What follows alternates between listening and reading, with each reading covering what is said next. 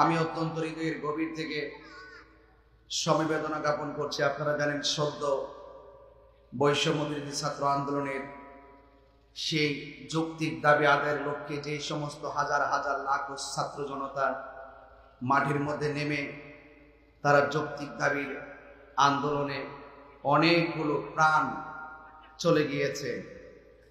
অনেক মা তার সন্তানকে হারিয়েছেন, অনেক বাবা তার সন্তানকে হারিয়েছেন, অনেক ভাই তার ভাইকে হারিয়েছেন। অনেকগুলো মানুষ তাজা তাজা প্রাণ আমাদের থেকে বিদায় হয়ে গেছে। ছাত্র আন্দোলনে যে সমস্ত মানুষগুলো না ফেরার দেশে চলে গিয়েছেন, আল্লাহ পাক রব্বুল আলামিন যেন তাদের কবরটাকে জান্নাতুল ফেরদৌসের আলা মাকান দান করে বলুন আমিন। এবং আমি দেখে এসেছি হসপিটালে অনেকগুলা মানুষ আহত অবস্থায়, বিশ্বাস করবেন কিনা জানি না, অসংখ্য ছাত্র অসংখ্য মানুষের চোখের উপরে আঘাত, গায়ের মধ্যে অসংখ্য আঘাত, তারা মৃত্যুর সাথে হসপিটালে পাঞ্জা লড়তেছে, তারা মৃত্যুর সাথে পাঞ্জা লড়তেছে। আমরা সবাই আজকে তাদের জন্য দোয়া করব। যারা আহত হয়ে হসপিটালে এই মুহূর্তে ভর্তি আছেন, আল্লাহ পাক যেন তাদের সকলকে পূর্ণ শেফা দান করে। সকলে বলুন আমিন, আর জবান খুলে বলুন আমিন। আপনারা জানেন এই যৌক্তিক আন্দোলনে আমাদের আহলুস সুন্নাত ওয়াল জামাত প্রথম থেকে বিবৃতি দিয়ে তাদের সঙ্গে সহমত প্রকাশ করেছেন এবং আমাদের সংগঠনের বাংলাদেশ ইসলামী ছাত্র সেনার অসংখ্য ছাত্ররা সেই যৌক্তিক আন্দোলনের ময়দানে ছিলেন। গত কিছুদিন আগে 21 থেকে 22 জন জেল থেকে, গত পরশুদিনও জেল থেকে তারা জামিনে এসেছেন এবং অনেকে অসুস্থ অবস্থায় হসপিটালে আছেন। এবং আমাদের আহলুস সুন্নাত ওয়াল জামাতের সাংগঠনিক সব ছেলেরা ময়দানে ঝাঁপিয়ে পড়েছিল, সেই ময়দানে তারা ছিল। এই জন্য আজকে যারা এখানে উপস্থিত হয়েছেন আপনাদের সকলকে বলবো, আপনারা সবাই অন্তত পক্ষে যারা আহত হয়ে এখন হসপিটালে মৃত্যুর সাথে পাঞ্জা লড়ছে তাদেরকে যেন আল্লাহ পাক নেক হায়াত দান করে আমিন করেন। আরো জবান খুলে বলেন আমিন। আপনারা জানেন আমার ব্যাপারে আমি কিন্তু প্রায় 1 মাস পরে আজকে কিন্তু মাইক ধরেছি। আমার লাউডলি প্রবলেম ছিল, এই জন্য আমি কিন্তু লাউডলি কথা বলতে পারি নাই। তো সেই জন্য আপনারা জানেন যে বাংলাদেশের যে কোনো যৌক্তিক দাবি আদায়ের লক্ষ্যে, সম্প্রীতির লক্ষ্যে এই দেশে হিন্দু খ্রিস্টান বৌদ্ধ যার যার অধিকারের আদায়ের সংগ্রামে আমি সবসময় যুবকদের পাশে ছিলাম। কথা বলেন ঠিক কিনা? অনেকে আমাকে বলছে তাহির হুজুরের মাহফিলে শুধু পোলাপান আসে। আমি বলছিলাম পোলাপানি একদিন ইতিহাস পাল্টাই দিবে। কথা বলেন ঠিক না? এই জন্য পোলাপানদেরকে নিন্দা করতে নেই, পোলাপানদের মনের কথা জানতে হয়। কথা বলেন ঠিক না? বাবা জন্ম দেয় সন্তান, কখনো কখনো সন্তান কি চায় বাবাকে জানতে হয়। কথা বলেন ঠিক কিনা? এই জন্য আপনাদের সকলকে বলবো, আমরা সকলে মিলেমিশে এই বাংলাদেশটাকে সুন্দর করে সাজাতে চাই। কথা বলেন ঠিক কিনা? আমি কিন্তু গত কিছুদিন পূর্ব আমি প্রত্যেকটা মাহফিলে শুধু ওই কথাটাই বলছিলাম, দুর্নীতিবাজদেরকে বলতাম, প্রায় মাহফিলে বলতাম, আরে বেটা দুর্নীতি কইরা দেশের টিহা বিদেশে পাঠাইস না, এই টিহা বাংলাদেশের একটা গার্মেন্টস এই কর্মসংস্থান খুললা বাংলাদেশের বেকারদের জন্য কর্মসংস্থান খুলে দিলে আমাদের দেশের উন্নয়ন হবে। কথা কোন ঠিক না বেঠিক? এই সমস্ত দুর্নীতিবাদ যারা দুর্নীতির সাথে জড়িত এবং এই যে আমাদের বৈষম্য বিরোধী ছাত্র আন্দোলনে যারা এই হত্যাকাণ্ডের সঙ্গে জড়িত, আমি প্রকাশ্যই বলছি, সবসময় বলবো, বলেই যাব, তাদেরকে শাস্তির আওতায় আনতে হবে। কথা কোন ঠিক না বেঠিক? আরো বড় করে বলেন ঠিক কিনা বলেন। যতগুলো দুর্নীতিবাজ ধরা পড়েছে প্রত্যেকটা টাকা বিদেশ থেকে নিশ্চিত করে আমার দেশে আনতে হবে এবং তাদের অ্যাকাউন্টকে জব্দ করা হোক, কারণ তারা আমাদের বাংলাদেশের মানুষের অধিকারকে নষ্ট করেছে। কথা বলেন ঠিক কিনা বলেন। এই জন্য সবাই একসাথে থাকবেন, আমরা সকলে সবান্ধবে এই দেশটাকে সুন্দর করে সাজাবো। রাজি আছি না নাই বলেন? আরো ধরে রাজি আছি না নাই বলেন? কারা কারা রাজি আছেন দুই হাত করে স্লোগান দিয়ে বলতে ইনশাআল্লাহ।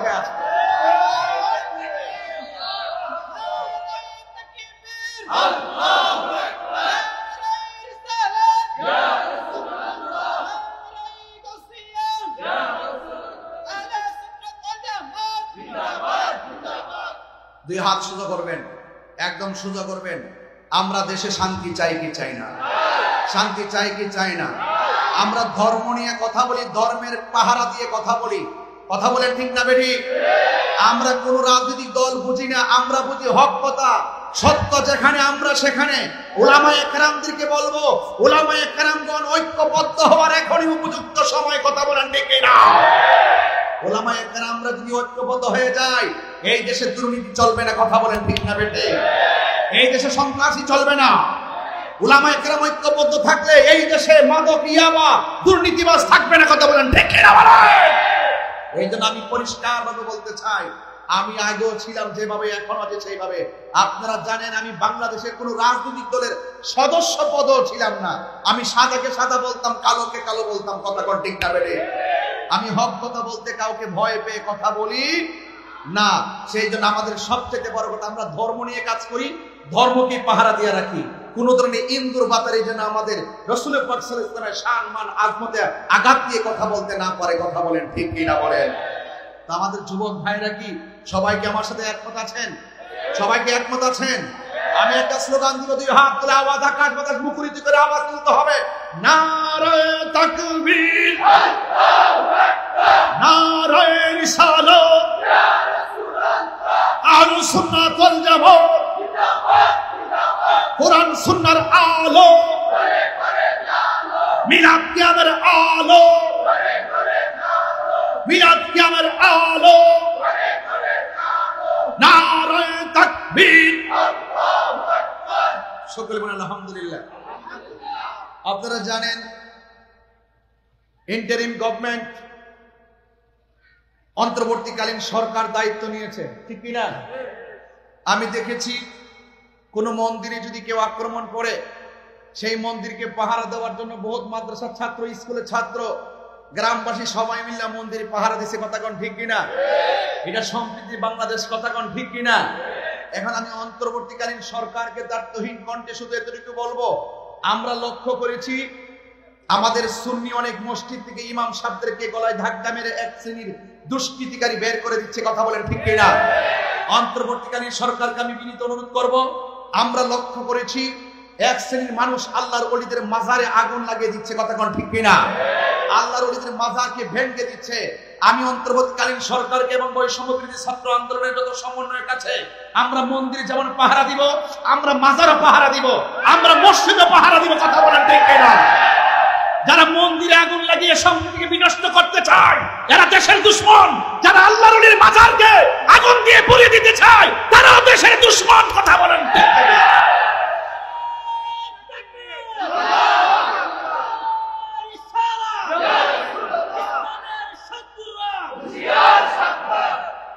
মাজার থাকবে মাজারের জায়গায়, এটাই সম্প্রীতির বাংলাদেশ। মন্দির থাকবে মন্দিরের জায়গায়, এটাই সম্প্রীতির বাংলাদেশ। গির্জা থাকবে গির্জার জায়গায়, এটাই সম্প্রীতির বাংলাদেশ। পেগোডা থাকবে পেগোডার জায়গায়, এটাই সম্প্রীতির বাংলাদেশ। মসজিদ থাকবে মসজিদের জায়গায়, এটাই সম্প্রীতির বাংলাদেশ। এই সমস্ত উপাসনালয়ে এই সমস্ত প্রত্যেক মুসলমান এবং ধর্ম বর্ণ নির্বিশেষে প্রত্যেকে যার যার স্বাধীন মতো ইবাদত করবে, স্বাধীন মতো তাদের উপাসনা করবে। কোন মানুষ যদি কোন ব্যক্তির অধিকারকে লুণ্ঠন করার জন্য কাজ করে, অন্তর্বর্তীকালীন সরকারকে সেই দিকে নজরদারি করতে হবে, তবেই বৈষম্য দূর হবে। কথা বলেন ঠিক কিনা? বৈষম্য বিরোধী ছাত্র আন্দোলন এমনি করে নাই। বৈষম্য, এই ছাত্র আন্দোলনের মূল থিম ছিল এই বাংলাদেশে কোনো বৈষম্য থাকবে না। কথা বলেন ঠিক কিনা? অধিকারকে নিশ্চিত করার জন্য যদি এই আন্দোলন হয়ে থাকে, আমরা সবাই হাতে হাত মিলিয়ে, কাঁধে কাঁধ মিলিয়ে আমরা এই দেশটাকে সুন্দর করে সাজাবো ইনশাআল্লাহ। আর ইনশাআল্লাহ। আপনারা কি আমার কথায় রাজনীতি গন্ধ খুঁজতেছেন? আমি কখনো রাজনীতি, আমার বক্তব্যে রাজনীতি গন্ধ খুঁজবেন না। কথা বলেন ঠিক না বেটি? আমি আবারও বলি, আমি বাংলাদেশের তথাকথিত কোনো রাজনৈতিক দলের সদস্য পদও ছিলাম না। হ্যাঁ, আমরা কাছে যারা দোয়া চাইছে দোয়া করছি, আমরা কাছে আইসা যারা দোয়া চাইছে দোয়া করছি। আমরা পাশে বহুত রাজনীতিবিদরা বসে বসে আলোচনা শুনেছেন। আপনি আসলে আপনি আমাদের আলোচনা শুনবেন, আপনি দোয়া চাইলে আপনিও আমি একবার বলেছি, মন চাইলে আপনারা 50,000 বছর কেন 100 বছর পর্যন্ত কেউ ক্ষমতায় থাকুক না থাকুক, এটার ব্যাপারে আমাদের কোনো সময় আমরা কখনো কোনো কর্ণপাত করি নাই। আমরা যখন দেখবো কোথাও দুর্নীতি হচ্ছে, আমরা যখন দেখবো কোথাও সম্প্রীতি বিনষ্ট হচ্ছে, আমরা যখন দেখবো কেউ অধিকারকে লুণ্ঠন করছে, আমরা তখন সকলে মিলেমিশে এই তরুণ যোদ্ধারা তাদের বিরুদ্ধে রুখে দাঁড়াবো। কথা বলেন ঠিক কিনা? আমার পোলাপান্ডি কি আসো মাঠে? আসো, সবাই হাত তুলে বলো, একসাথে কি লড়তে পারবেন ইনশাআল্লাহ? আল্লাহ আপনাদের সকলকে হায়াত দারাজ করুক। আরো জোরে বলেন আমিন, আরো জোরে বলেন আমিন। খবরদার, আমি দেখতেছি এখন আমাদের একটা গুরুত্বপূর্ণ বিষয়, ইন্টারিম গভর্নমেন্ট কাছে আমার একটা অনুরোধ থাকবে, তাড়াতাড়ি পুলিশ প্রশাসনকে নিয়ে আসেন। পুলিশের মধ্যে সবাই কিন্তু খারাপ না, পুলিশের মধ্যে সবাই কিন্তু খারাপ না, যারা খারাপ তারা খারাপ। আমার কথা হলো, পুলিশের দ্বারা কেউ যদি হত্যার শিকার হয় এটাও আমি পছন্দ করি না, আবার জনগণের দ্বারা যদি পুলিশ যদি হত্যার শিকার হয় সেটাও আমি পছন্দ করি না। আমি হত্যাকে ঘৃণা করি, হত্যা মহাপাপ, হত্যা করলে সমাজে অশান্তি সৃষ্টি হয়। কোনো মানুষের বুকে গুলি চালাতে পারে না, কোনো মানুষের গলার মধ্যে ছুরি চালাইতে পারে না। কথা বলেন ঠিক না বেঠে? এই জন্য পুলিশ প্রশাসনকে অতি দ্রুত নিয়ে আসেন। আমি প্রায় সময় লক্ষ্য করছি, গত পরশুদিন আমাদের যে একটা রুট, আমাদের ব্রাহ্মণবাড়িয়া বিজয়নগর কখনো ডাকাতি দেখি নাই, এই পরশুদিন 2 বার ডাকাতি হয়ে গেছে। এই রাস্তাঘাট এখন নিরাপদ মনে হচ্ছে না। এই জন্য পুলিশ প্রশাসন ছাড়া এই টেকেল দেওয়া সম্ভব না। এই জন্য যারা পুলিশের মধ্যে অসংখ্য লোক ভালো আছে কিনা বলেন, তাদেরকে নিয়ে আসুন। আমার এই সোনার ছেলেরা সারা রাত্র রাস্তায় পাহারা দিবে, তাদের তো লেখাপড়া আছে, তাদের তো একটা নিরাপত্তার ব্যাপার সেবার আছে কিনা বলেন। এই জন্য প্রশাসনকে নিয়ে আসুন। এবং আমরা লক্ষ্য করেছি অনেক জায়গায় ডাকাতির উপদ্রব বেড়ে গেছে। এগুলো শান্তি শৃঙ্খলা ফিরিয়ে আনতে প্রশাসনকে জায়গা মতো দায়িত্ব দিতে হবে এবং প্রশাসন নিয়ে আসতে হবে এবং আইন শৃঙ্খলা বাহিনীকে অত্যন্ত তৎপরতার সাথে। আমি বারবার বলতাম যে পুলিশ প্রশাসন আমাদের ভয় নয়, পুলিশ প্রশাসন আমাদের বন্ধু, কিন্তু আমি চাই পুলিশ জনগণের বন্ধু হয়ে থাকবে, কাহারও তাবেদারি করবে না। কথা বলেন ঠিক কিনা? কাহারও কথায় পুলিশ তার নৈতিক যে অধিকার এটাকে বিসর্জন দিবে না। পুলিশ তার নীতিগত দায়িত্ব পালন করবে, তবে তাদের প্রতি আমাদের সেলুট, আবারও সেলুট থাকবে। কথা কোন ঠিক না বেঠে? এবং আল্লাহ পাক যেন আমাদের সকলকে আজকের এই আলোচনা বোঝার তৌফিক দান করে, বলুন আমিন। আপনারা কি আমার কথা রাগ করেছেন? আপনারা কি আমার কথা রাগ করেছেন? যাই হোক ভাইয়ের আমার, ধর্ম নিয়ে যারা চর্চা করেন, কাহারোর সঙ্গে আমাদের কোনো ধর্মের ব্যাপারে আমাদের সাথে অনেক আকীদার দ্বন্দ্ব আছে। কথা বলেন ঠিক কিনা? এখন উলামা ইকরামদের মধ্যে আকীদা নিয়ে যে দ্বন্দ্বগুলো আছে, আসুন আমরা সকল ভেদাভেদ ভুলে গিয়ে এক জায়গায় বসে আকীদার সমাধান করি। আমরা মনে করি এই বাংলাদেশের সকল মানুষ, সকল উলামা ইকরাম যে দলই করুক, সবাই যদি ঐক্যবদ্ধ হয়ে যায়, এই স্বাধীন সোনার বাংলায় কালিমার পতাকা পথ পথ করে উড়বে। কথা বলেন ঠিক কিনা? ইসলাম ছাড়া শান্তি আসতে পারে না, কোরআন ছাড়া শান্তি আসতে পারে না। আপনারা কি আমার কথায় কষ্ট পাচ্ছেন? ভাইয়ের আমার, আজকের মাহফিলে যারা এসেছেন সকলে আওয়াজ করে বলুন, হায়াতের মালিক কে? আরো বড় করে বলুন, হায়াতের মালিক কে? ইজ্জতের মালিক কে? মওতের মালিক কে? যে কোনো মুহূর্তে আমাদেরকে চলে যেতে হবে। আজকে বাহাউদ্দিন পিসা হুজুর যে মাদ্রাসাটা করেছে, এই মাদ্রাসাটা এলাকার জন্য নিয়ামত না কিয়ামত? আরো জোরে বলুন, নিয়ামত না কিয়ামত? এই মাদ্রাসাটা আছে বলেই আমি প্রতি বছর আপনাদের কাছে দোয়া নেওয়ার জন্য আসি। মাদ্রাসা যদি না হতো, আর তিনিও আমাকে এমন ভাবে দাওয়াত করেন আর এমন ভাবে মহব্বত করেন, আমি না এসেও পারি না। এই জন্য আপনাদের সকলের কাছে অনুরোধ করব, আপনারা সবাই মাদ্রাসার প্রতি খেয়াল রাখবেন। ছাত্র দিবেন, ছাত্র, সন্তান থাকলে সন্তান দিবেন, নাতি থাকলে নাতি দিবেন, ভাই থাকলে ভাই দিবেন। একটা ছেলেকে হাফেজ বানাবেন, একটা ছেলের আলেম বানাবেন। অন্ততপক্ষে এই মাদ্রাসার জন্য আপনারা সকলের যার যতটুকু তৌফিক আছে সেই অনুপাতে এই মাদ্রাসার মধ্যে কিছু দিয়া যাবেন। রাজি আসেননি সবাই? আরে কন্যা রাজি আসেননি সবাই? কারা কারা রাজি আছেন হাত তুলেন তো দেখে একটু। যারা হাত, এই অনেক ফুলামান হাত তুলছে, এই কলামানি করি হাত তুলেন, সবাই সোজা করেন। যদি পকেটে কিছু থাকে দয়া করে মাদ্রাসাটা দিয়া যাবেন। আমার কিছু পোলাপান যাবে, এটা নিয়ে আসেন, যান সবাই নগদ যা পারেন তা দিয়া যাবেন। একটু দুরূদ শরীফ পড়েন, আল্লাহুম্মা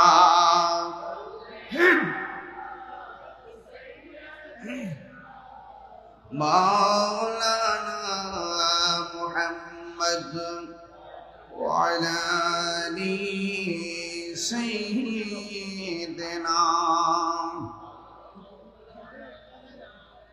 সবাই আমার সাথে বলেন, ইয়া রাসূলুল্লাহ ইয়া হাবিবাল্লাহ ইয়া রাসূল ইয়া হাবিবাল। সবাই মহব্বতে নবী খুশি হবেন। ইয়া রাসূলুল্লাহ তুমি জীবন, তুমি মরণ, আধার ঘরে তুমি আপন, তুমি জীবন, তুমি মরণ, আধার ঘরে তুমি মোদের পানের তরি, তুমি মোদের তুমি নিদানে কোরআনে ওয়াদা ইয়া রাসূলুল্লাহ বল্লা ইয়া রাসূলুল্লাহ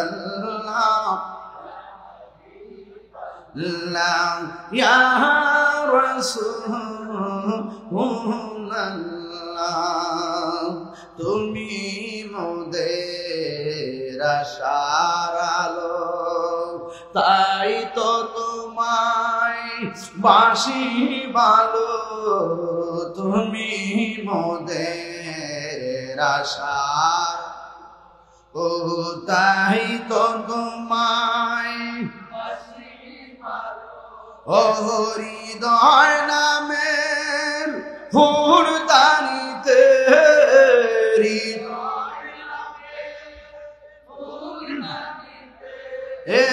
গেতে রেখেছি প্রেমের মালা ইয়া রাসূলুল্লাহ ইয়া হাবিবাল্লাহ ইয়া রাসূল ইয়া হাবিবাল্লাহ ইয়া রাসূলুল্লাহ